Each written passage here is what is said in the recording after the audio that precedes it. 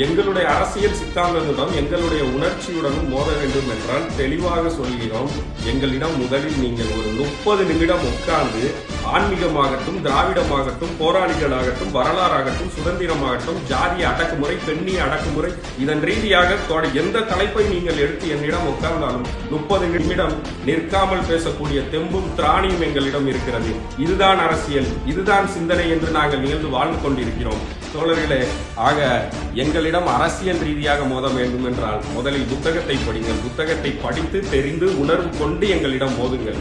எங்களுடைய அரசியல் என்பது இதுதானே தவிர்த்து நான் முதலில் குறிப்பிட்டது போல் காரில் கொடியை போட்டுக்கொண்டு தினம் ஒரு அமைச்சரை சந்தித்துக் கொண்டு, தினம் ஒரு சட்டமன்ற உறுப்பினர் சந்தித்துக் கொண்டு, தினம் ஒரு நாடாளுமன்ற உறுப்பினர் சந்தித்துக் கொண்டு, மாவட்ட செயலாளர்கள், மாநிலம், இப்படி யாரிடமும் கைகட்டி இல்லாமல் நேரடியாக நின்று பேசக்கூடிய திராணியை வளர்த்த பிறகு எங்களிடம் அரசியலில் தொல்மை ரீதியாக வாருங்கள். அப்போது நாம் தாராளமாக மோதுவோம்.